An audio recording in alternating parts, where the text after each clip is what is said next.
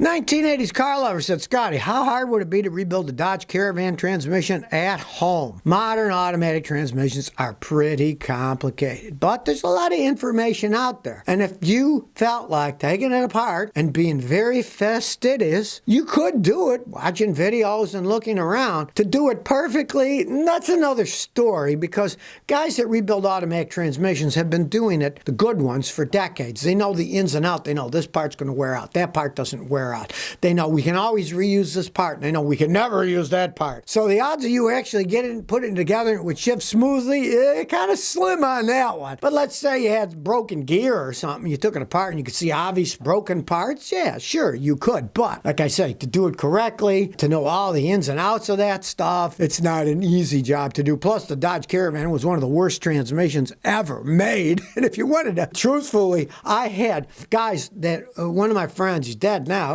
but he was once the president of the North American Automatic Transmission Rebuilding Association. And he got to the point in his own shop that he would not rebuild one of those Dodges. He would buy a remanufactured one from the company that came with a 2-year warranty, because he said at least then he's got his rear end covered for 2 years, because that's the warranty they gave him. He didn't want to rebuild them anymore because they were such garbage that if he didn't rebuild them right, they wouldn't work right. And to rebuild them right cost so much, no customer ever wanted to pay for it. So take that in mind if you're going to try it yourself. KRC says, 2005 Nissan Titan SE. When I put gas in the tank, it makes a whistling sound. Any idea what's causing this? Well, maybe your truck is happy, so it's whistling because you're feeding it. Just like, people are happy when they're eating.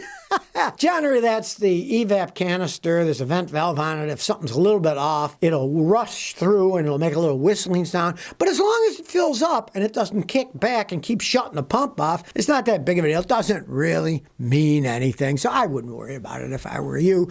But if you were curious, follow it down. You'll probably find that where the evap canister is, the vent valve is probably making a little whistling noise. It doesn't mean anything. A lot of them, you got to buy the evap canister and the valve as one piece. They cost a fortune. Why spend all that money if it works okay and fills up? What the heck?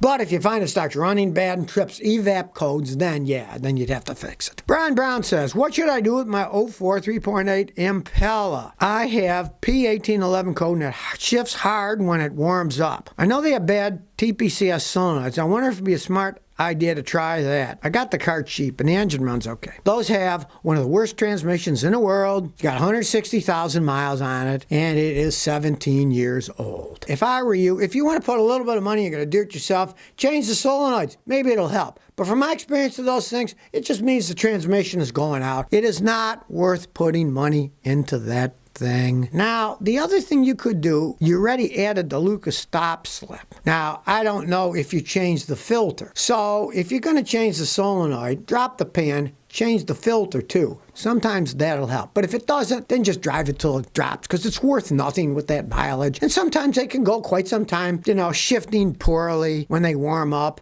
and they still go. It's a Chevy Impala. They don't make them anymore because they had such bad reputation over the end of their career. They were great cars in the beginning, but then they made them worse and worse. So it's not worth anything. You might just want to drive it till it drops and then, get a better vehicle next time. You said you got it cheap. Don't put a bunch of money into a cheap car that you didn't pay much for. IIO8 says, greetings, Scotty. I got an 04 Toyota Solera, 2.44 cylinder. Bought it a year ago with 76,000 miles. My coolant level is a little low. It's never been drained and filled. Should I flush or add coolant? The red coolant is pricey. Is there a cheaper alternative? What you can do is, that uses a Toyota coolant that's a long life coolant.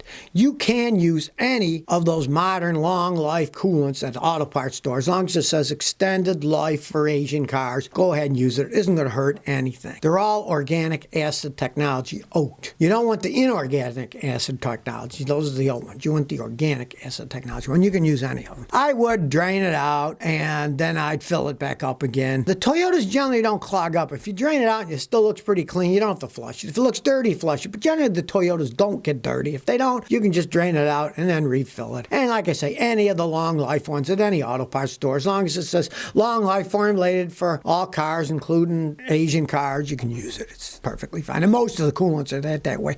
Very few places even sell the green stuff anymore. Highway Club Cruising says, I got a 2013 Kia Soul 1.6 GDI. It's leaking oil I want to consider using the stop leak. Should I flush it out and try to stop leak? What do you think? One, do not flush it out, because if you flush it, those are relatively caustic chemicals that can actually ruin the seals. Now, there's only one product I advise using, that's AT205 Reseal. Albert Thomas 205, the number 205 Reseal. It's made by a company called ATP, Automatic Transmission Products in Chicago. You can get it on Amazon. That's where I buy it. I buy it by the case. The only thing is, that helps rubber seals. So if you got a front main seal, rear main seal leak, it can help it. If you got a head gasket leak or an oil pan leak, you're going to have to replace those parts to stop an oil leak, because it only works on oil seals. The seals are rubber and they have little springs inside, and the shafts spin inside. If the seals are worn, it can rejuvenate, and since they have springs, the springs hold them tight and they don't leak. If it's an actual gasket that's just a flat gasket, nothing's going to fix that other than replacing it. Realize that. So you might try some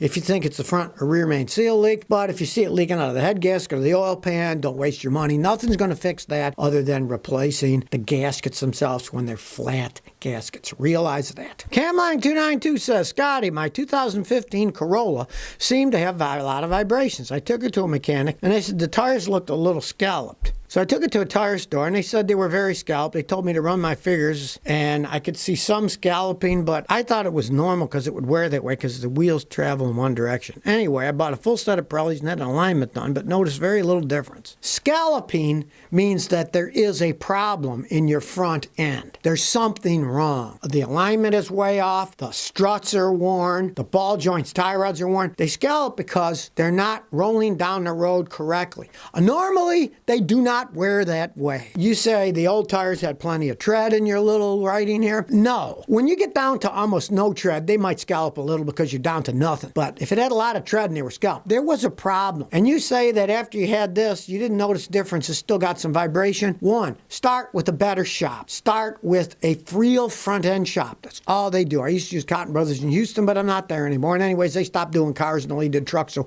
even if you're in Houston, they won't do your cars anymore. So things change, yeah. But find a good alignment shop and show them everything that had been done and say, look, it still got the shake. Maybe they'll find a tie rod or a ball joint zone, or maybe, and I see this all the time, they didn't align it right in the first place. I have had so many people go to shops that said they paid for an alignment. I sent them to Cotton Brothers when they did do it, and they'd say, look, the guys just did a lousy job aligning it, or they did a lousy job balancing the tires. I see that all the time. A lot of these stores, they don't know what they're doing anymore. They get young kids, give them a tire machine, here, put it on, and they don't know how to operate it, and they're in a big hurry, and they don't do the job correctly. So start with a front end alignment shop and see what they say. Because that scalloped wear means something was wrong. And obviously the other guys didn't fix it. Okay, how far can a solar powered car go? There's the World Solar Challenge they have in Australia. And believe it or not, even back in 1982, they had a solar powered vehicle that went 2,518 miles in just 20 days.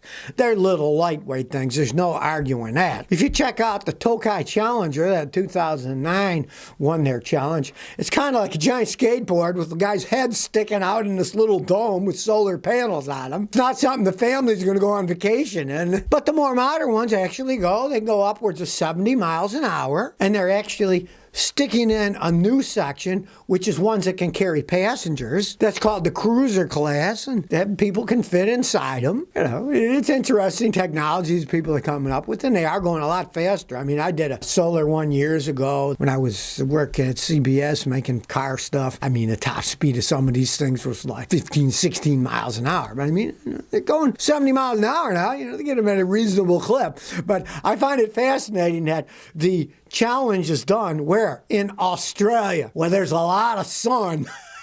Between Perth and Sydney, I guess. And there's a lot of sun there, you know. Try that in rainy Seattle. You're not going to get too far in a solar-powered car. But it is interesting technology. They got them go that far, 70 miles an hour. And it's pretty fast, you know. And they went all that mileage, 20 days. Now, it's less days that they take. It's a scientific challenge. There's no arguing that. Not that solar cars will be all that practical here. I mean, if we colonize other planets where there's more sun, maybe sure. But here, it probably will never be that big of a deal. Maybe an ancillary thing where it'll help with electric cars to recharge stuff, but unless they get a radical change in the power you can get from sun and making the photoelectric cells actually make enough electricity to put out a ton more power. It'll never be a practical thing for carrying a bunch of people around. Turns it up, they've actually made solar-powered planes, but of course they're over the clouds, so they don't have to worry about it. They always have sun, right? And even those are ultra lightweight things. They didn't weigh much. They were huge and all plastic and very lightweight. It's not like you're having a plane full of 200 people flying around, a solar-powered plane. It's the same thing with the cars.